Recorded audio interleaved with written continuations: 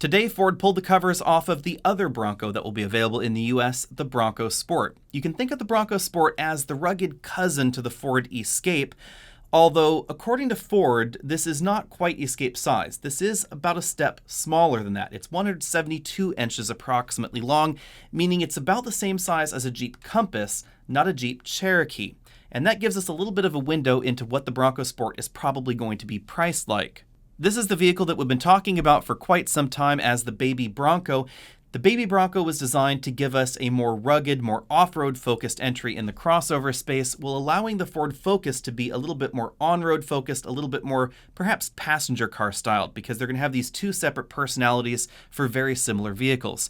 But the Bronco Sport is notably smaller than the Escape. The difference in size is about 8 inches, but the Bronco is much more upright and much squarer, so it doesn't appear that we've lost too much practicality on the inside. And although I haven't driven the Bronco Sport, I've got to say I like the look of it a little bit better than the Ford Escape, and if my money were on the line and I were Escape shopping right now, I might wait till the Bronco Sport was on the dealer lot.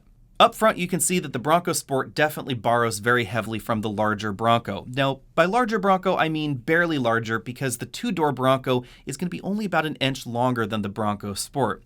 Of course, the four-door Bronco is going to be notably longer. Now, Ford is calling the Bronco lineup a sub-brand, and that is kind of an interesting twist here. They're calling it basically the same thing as the Mustang lineup. You'll notice on the outside of the Bronco that we don't really find too many Ford logos at all. Just like in the Mustang lineup, we find Mustang logos rather than Ford logos. And interestingly enough, they're calling this sort of the parallel to Land Rover and Range Rover, where Range Rover is sort of a sub-brand, but it still is technically a Land Rover. They haven't separated it completely. So it's not like they're spinning off Bronco into another Mercury or Lincoln. They're keeping it all within the Ford envelope, but they're really focusing on the Bronco-ness of the Bronco Sport, if you will.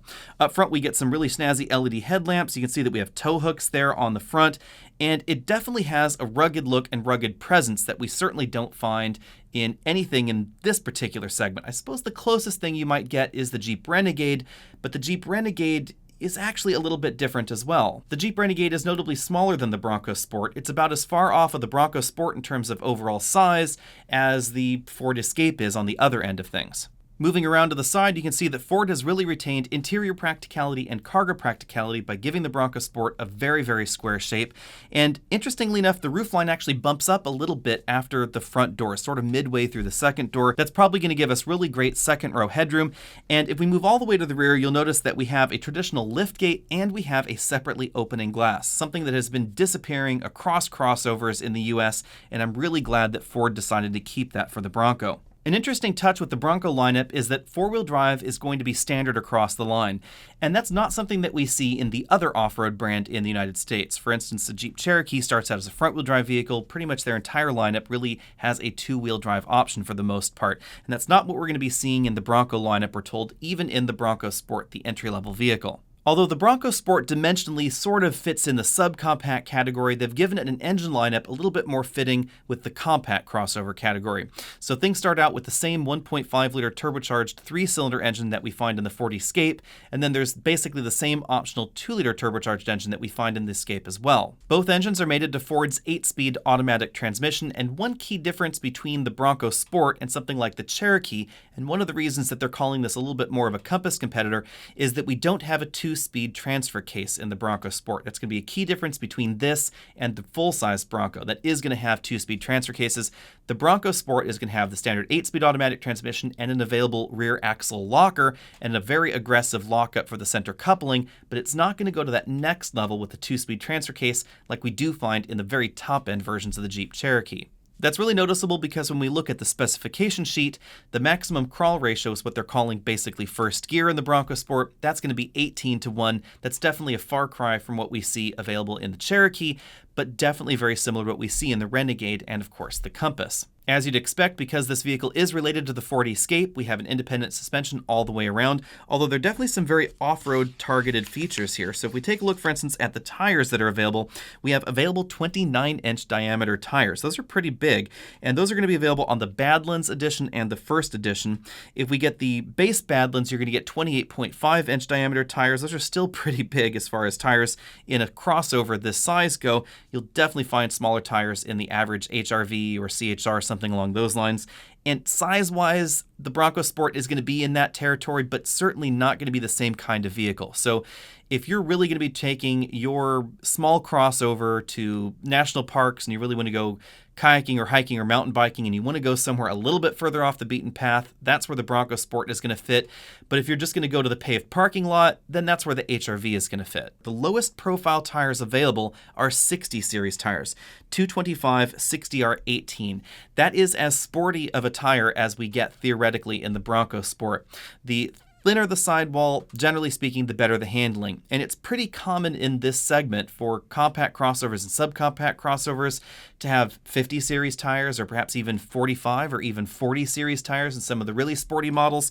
And those are really going to have a lot more rim damage potential if you take it out on a trail than something like these 60 or 65 series tires. There also aren't too many small crossovers available from the factory with all-terrain tires. We actually have two different ones available on this. We have a Pirelli Scorpion all-terrain and a Falcon Wild Peak all-terrain with full-size spare tires included on those models as well. Another really great touch.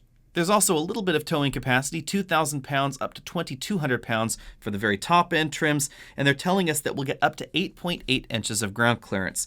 Now, the base model is going to get 7.8 inches of ground clearance, which is actually a little bit below the Toyota RAV4, but 8.8 is definitely towards the top end of this particular segment. So you won't find any more ground clearance really in the Jeep product line for this price tag in this general ballpark, or in the Subaru product line, but we're certainly going to be getting a more off-road capable all-terrain system than we find in the Subaru product line. According to Ford, the big differentiator is going to be the ability to send more power to the rear axle when required, so they have a really aggressive clutch lockup system that can really maintain that lock and send power to the rear. And of course, there's the available locking rear differential, which is a very unique feature that we don't find in the Jeep Compass. Diving inside, we definitely find some familiar components in here. We find some buttons and modules and steering wheels borrowed out of the rest of the Ford lineup, so it's not quite as unique or as distinctive as the full-size Bronco, but the styling certainly is. We get a dashboard that is definitely more rugged looking, and I think more attractive than what we find in the Ford Escape as well. There's nothing wrong with the Escape, it just doesn't come across quite as exciting, honestly, as the Bronco Sport. A bit of a surprise in the dashboard is that the 8-inch touchscreen that we see right there front and center is not going to be Sync 4 based like we see in the Bronco. It's going to be Sync 3 based like we see essentially in the older Ford products in America. I'm a little bit sad that we didn't get that all-new infotainment system in the Bronco Sport. And if you take a look at the climate controls down lower, those look pretty familiar. Those are similar to what we see in other Ford products out there, as is the rotary style shifter for the automatic transmission.